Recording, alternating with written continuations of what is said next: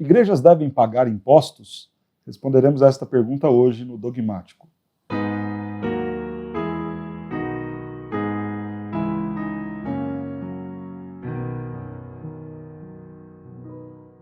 A resposta para essa pergunta é ao mesmo tempo simples e complexa. Quando olhamos à luz da Escritura, é bem simples. Sim, as igrejas devem pagar os impostos. Quando nós pensamos em relação à legislação brasileira, aí a resposta fica bem complicada. Mas vamos primeiro, então, àquilo que nos diz a Bíblia. O texto de Mateus, capítulo 22, verso 21, Jesus, respondendo aos fariseus, diz: "Dai, pois, a César o que é de César e a Deus o que é de Deus."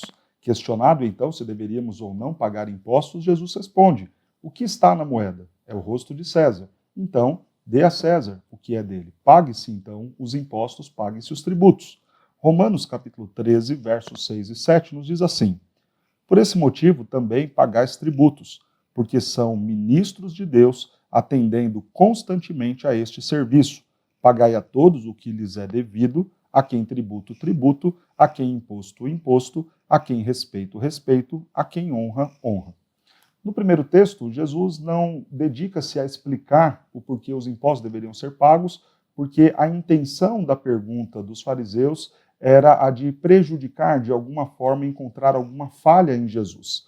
Então, simplesmente uma resposta curta, objetiva. Paulo aqui, em Romanos, está tratando esta dificuldade que, por vezes, os cristãos perseguidos por Roma tinham em relação a atender aos romanos como autoridade.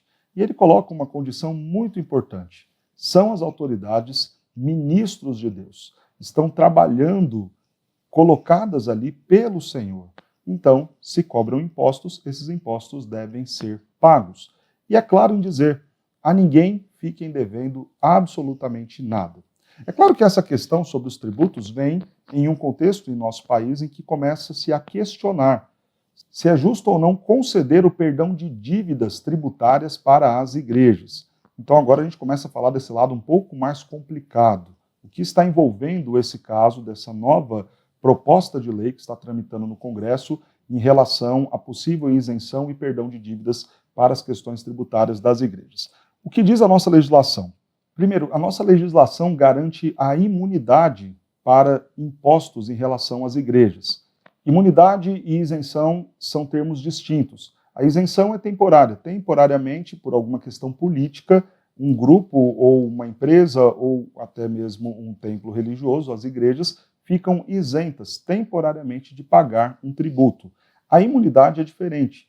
É uma questão da Constituição que diz que, em hipótese nenhuma, serão cobrados impostos de templos religiosos. E aqui, claro, não apenas igrejas, mas qualquer religião nunca, jamais pagará impostos. É justo isso? Sim, porque os recursos da igreja, as receitas da igreja, bem como seu patrimônio, devem ser usados para servir a sociedade. Ou seja, é como se, em alguma medida, governo e igreja estivessem trabalhando pelo mesmo objetivo, servir aqueles que precisam.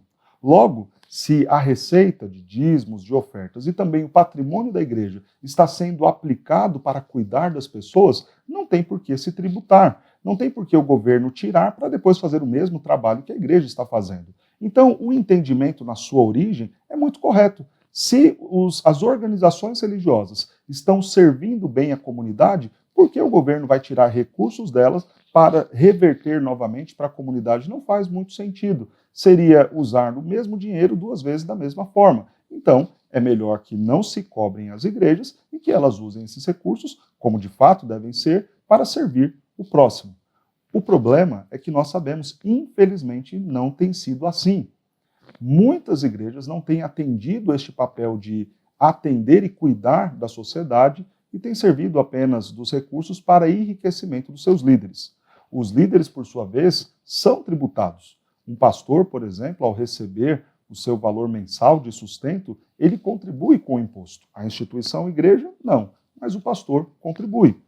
O que deveria ser feito, então, é, de fato, continuar as igrejas imunes em relação aos impostos, usando essas de forma muito criteriosa os seus recursos para servir a sociedade, ajudando inclusive o governo nesse papel de cuidar do próximo, e taxar estes que estão fazendo riquezas com os valores e com os recursos que são da igreja, que não deveriam ser deles, não deveriam servir para qualquer tipo de luxo.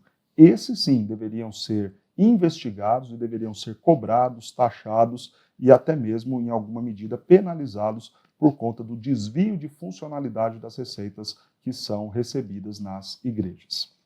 Embora haja essa imunidade no que diz respeito ao imposto sobre a receita da igreja, dízimos e ofertas, em nosso país a nossa legislação contempla o pagamento de taxas e contribuições sobre a folha de pagamento e sobre ganhos de capital. Então, aquilo que está como o bruto da folha de pagamento, as igrejas contribuem com o PIS, que tem uma ideia de integração social. É correto isso? Sim. É justo o governo contar com a contribuição da igreja, porque essa contribuição vai para benefício daqueles que servem a igreja por meio de um trabalho remunerado, registrado via CLT. Então, essa cobrança de taxa me parece ser muito coerente. A igreja está ajudando, na verdade, aqueles seus funcionários, aqueles que lhe servem. As contribuições sobre ganho de capital também me parecem ser muito corretas. Veja, igreja nenhuma deveria aplicar dinheiro. A maior aplicação que uma igreja faz é investir no reino, é investir no cuidado das pessoas, é na plantação de novas igrejas, no sustento dos campos missionários. Se a igreja tem dinheiro e riquezas a ponto de ficar acumulando e vivendo de lucros e rendas desta receita, nada mais justo do que ser cobrado, sim, uma contribuição disso para destinar os recursos ao cuidado da sociedade. Agora, o que diz a nova proposta, que é a grande discussão deste momento? A nova proposta pede isenção para essas taxas e contribuições do qual eu acabei de dizer, sobre folha de pagamento e sobre ganhos a partir de aplicação, e pede também o perdão de dívidas passadas, justamente dessas taxas e contribuições que não foram pagas por algumas das igrejas ou das instituições religiosas. É muito importante nós considerarmos aqui o primeiro pecado gigantesco que tem sido cometido, que é o de não pagar o que é devido. Não importa se a pessoa acha justo ou não, correto ou não, embora eu tenha feito a defesa aqui de que acho que sim, é justo, devemos contribuir e participar no desenvolvimento da nossa sociedade, mais do que a questão de justiça, é aquilo que a Bíblia nos orienta a fazer.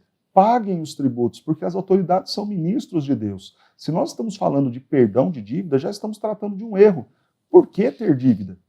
Por que manchar o nome da igreja devendo ao Estado? Isso é inadmissível.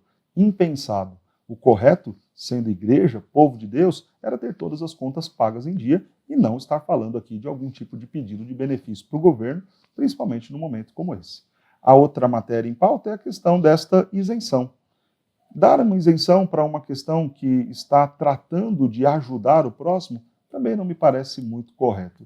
Então, nem para o perdão de dívidas, nem para a isenção dessas duas taxas, me parece ser muito coerente essa proposta que está sendo tramitada lá no Congresso.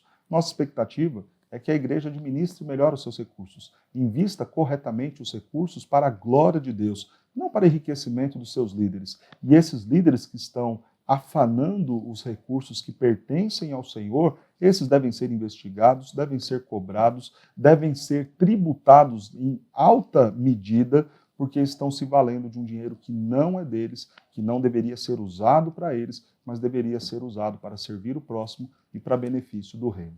Sejamos justos, sejamos corretos, sejamos bíblicos também com os nossos recursos.